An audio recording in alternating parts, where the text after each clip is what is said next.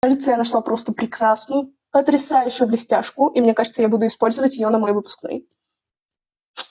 Это тени жидкие. Shine от Love Generation. Ну, во-первых, just look at this. Сейчас я это затру чуть-чуть, и мы на это посмотрим. Вау. Мне так нравится, слушайте. Они такие голографические, прям прикольные. Я не уверена, что на камере это выглядит так же, как в реальности. Давайте второй глаз доделаем. Но сейчас я посмотрела вниз.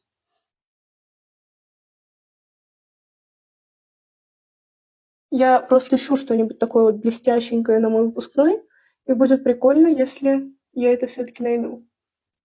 Я фанатка сухих текстур, но иногда хочется попробовать что-то жидкое, что-то бюджетное тем более. Я хочу еще попробовать вот эти вот супер популярные тени от Luxe Visage. И от Art Visage я просто мечтаю попробовать, точнее купить себе уже эти глиттеры, их легендарные, сухие.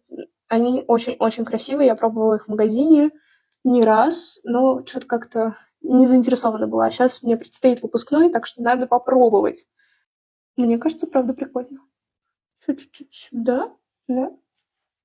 Ну, вообще, ну какой-то эффект стекла как будто получился. Мне так нравятся блестяшки на носу, еще в уголке глаза.